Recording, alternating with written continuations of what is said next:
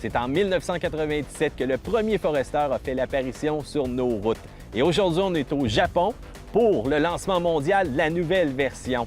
Subaru focus sur un véhicule qui est capable de vous amener en aventure, qui va vous offrir de la sécurité et surtout beaucoup d'espace à l'intérieur. En tout cas, aujourd'hui, il y a une panoplie de versions qu'on va pouvoir tester et s'amuser avec ça pour vous faire découvrir le nouveau Forester.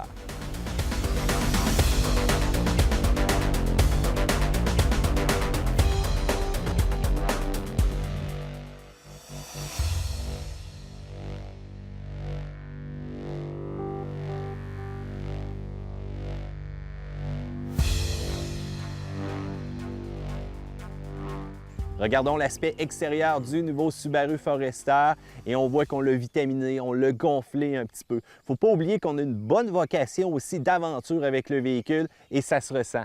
La grille avant omniprésente, quelques touches de chrome, dépendant aussi des versions qu'on va avoir, l'utilisation de phares OLED qui sont directionnels. Et faites attention avec les modèles japonais qu'on a ici présentement, ça ne sera pas tout à fait identique à ce qu'on va avoir en sol américain et canadien. Les roues vont être différentes, on va bien entendu surdimensionner, on va y aller avec du 18 pouces dépendant de la version, mais encore une fois, une allure musclée. On a rehaussé au niveau des tours d'aile, on a utilisé bien entendu le plastique en dessous qui est un peu la signature robuste par rapport au Forester. On va avoir une ligne aussi qui va être quand même assez différente, mais qui donne toujours une impression de hauteur. Et ça, c'est tant mieux. Facilité aussi au niveau des barres sur le toit, l'accessibilité, l'ouverture de la porte arrière qui est extrêmement grande. Et ça facilite l'accès à bord et surtout l'accès au toit si vous êtes d'une taille un peu plus petite. La section à l'arrière, on remarque l'ouverture du coffre qui est beaucoup plus rapide. Même une personne grande comme moi est capable facilement de demeurer en dessous du haillon, d'être un peu à l'abri des intempéries si on veut. Et regardez-moi le cargo, la largeur, l'accessibilité qu'on a. On a vraiment joué le tout pour être capable d'amener tout ce qu'on a de besoin pour le camping ou encore tout simplement de passer chercher quelques matériaux de construction. C'est sûr qu'au niveau-là, que le Forester veut garder son aspect d'aventure, son aspect musclé, le genre de véhicule qu'on regarde et qu'on sait qu'on va être capable de se rendre n'importe où avec celui-ci.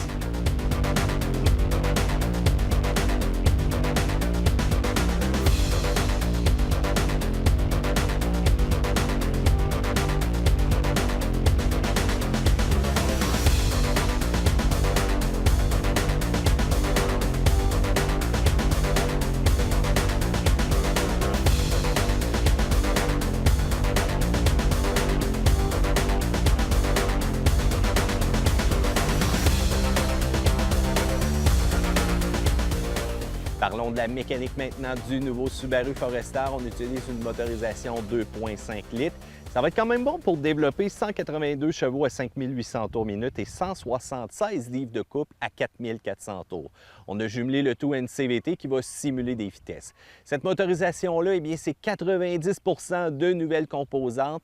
Il faut dire que c'est complètement revisé. On a amélioré l'efficacité thermique de celui-ci, surtout pour les hivers canadiens. On va arriver à une température nominale beaucoup plus rapidement. Et une belle innovation technologique, c'est le fameux X-Mode, qu'on a connu dans d'autres modèles aussi de la gamme Subaru.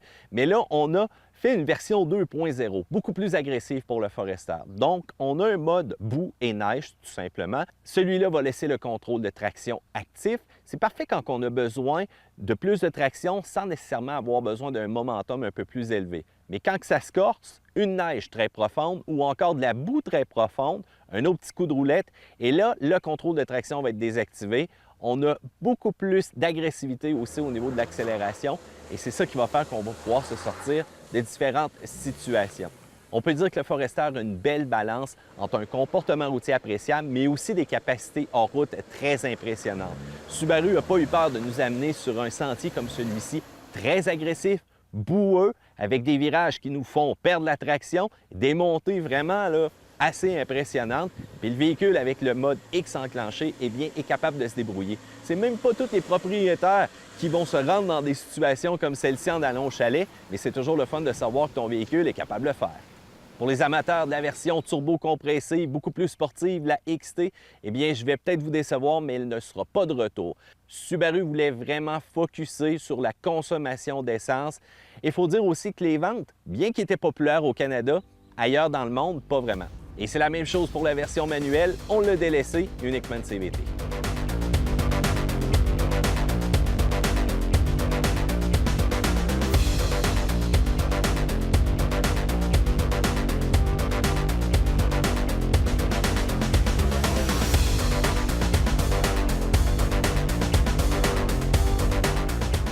Parlons de l'intérieur du nouveau Forester. Et il y a toujours aussi le fait que je sois assis à droite du véhicule, donc version japonaise. Je vous le dis tout de suite, ça prend un peu d'habitude. On a tout le temps tendance à aller chercher le levier de vitesse dans la portière et surtout de se tromper quand ça vient le temps de prendre place à bord du véhicule. Somme toute, parlons vraiment de l'intérieur, la qualité des composantes. Je pense qu'on a fait une excellente amélioration. Il faut dire que l'ensemble des matériaux aussi avec lesquels on prend contact, que ce soit l'appui-bras ou encore dans la portière, très confortable. On a travaillé sur le côté moelleux, même au niveau des sièges aussi, beaucoup plus long au niveau de l'assise. Un siège qui va nous enrober, nous donner quand même un bon support et nous donner surtout un grand confort et c'est ce qu'on voulait. C'est sûr qu'on est en territoire familier, si on connaît l'Impreza ou encore on connaît le Crosstrek, vous allez voir, ça se ressemble quand même un peu. Mais encore là, l'écran tactile, système très fonctionnel. C'est sûr que la version japonaise, pour moi, c'est pas facile de comprendre les commandes, mais avec le système qu'on connaît, très rapide, très efficace. Android Auto, Apple CarPlay aussi par défaut, c'est l'équipement standard et on a bien entendu des ports USB pour se brancher. Au niveau du centre ici, on va avoir l'ensemble des commandes pour le système X-Mode ou encore le X-Mode 2.0 si votre véhicule en est équipé. On va utiliser différents écrans d'information qui sont tous interreliés, mais qui font un excellent travail pour garder le conducteur attentif au niveau de la route. À l'arrière, c'est là qu'on a encore travaillé aussi le confort et ce de manière énorme pour vos occupants, pour votre famille, pour vos passagers. Premièrement, lorsqu'on prend place à bord, l'ouverture de la porte, mais la facilité aussi de s'asseoir à l'intérieur. Même au niveau des pieds, on a beaucoup travaillé sur l'espace pour avoir un excellent confort. La partie du coffre, où est-ce qu'on se rend compte que c'est immense. On a travaillé sur le dégagement, que ce soit des matériaux, un bon vieux plywood comme on dit, eh bien ça va prendre place facilement à bord. Des sacs de golf, vraiment de côté, on n'a pas besoin de travailler pour aller les déplacer. Et ça facilite que ce soit les déposer ou encore aller les chercher. Vraiment là, très impressionnant. Et je vous rappelle aussi qu'au niveau du Forester, l'espace, le dégagement de la tête, c'est énorme. C'est vraiment un véhicule qui a été gonflé et qui, ma foi, offre un excellent volume de chargement.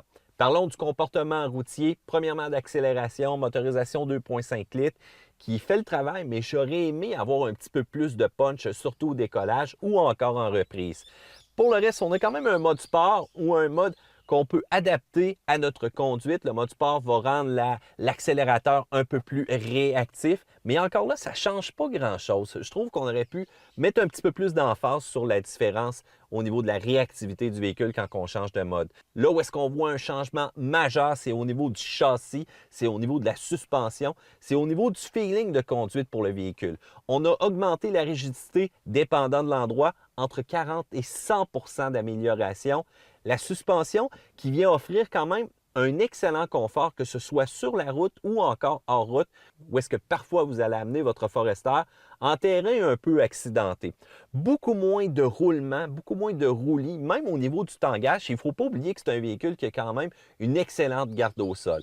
Au niveau des freins, bonne réactivité au niveau de la pédale, même chose pour la direction aussi. C'est des bonnes améliorations qu'on a fait et on se rend compte que le Forester gagne beaucoup en dynamisme. Vous le savez, la sécurité, c'est important pour Subaru. Premièrement, l'utilisation de la plateforme globale, dès qu'il va y avoir un impact, une répartition de l'énergie va protéger les occupants à bord. Deuxièmement aussi, on a toute la suite habituelle qu'on connaît bien de Subaru, le fameux système EyeSight, les avertissements lorsqu'on va faire des manœuvres arrière. Il y a certains marchés qui vont avoir la caméra de recul, comme on a vu dans le Subaru Ascend avec le miroir. Malheureusement pour nous, on ne l'aura pas. Ça aurait été quand même une belle addition cependant. Et une belle innovation de Subaru, une première dans le segment, c'est le système Driver Focus qu'on appelle. C'est une reconnaissance faciale qui va surveiller le conducteur. Donc, si jamais il est peu attentif, distrait, on va ramener sa concentration sur la route. Si jamais il démontre des signes de fatigue, ça va être la même chose aussi. Et une belle addition, lorsque je vais prendre place à bord de mon véhicule, il va me reconnaître. Il va me mentionner « Bienvenue Matt » et il va tout simplement ajuster les sièges, les miroirs pour que mon confort à bord soit beaucoup mieux. Subaru, c'est très important pour eux la sécurité. Si jamais vous avez une famille, vous allez voir, très facile aussi de placer des sièges d'enfants à l'arrière. Et avec un véhicule comme celui-ci, que ce soit l'aventure, la sécurité qui prime pour vous, vous allez être servi.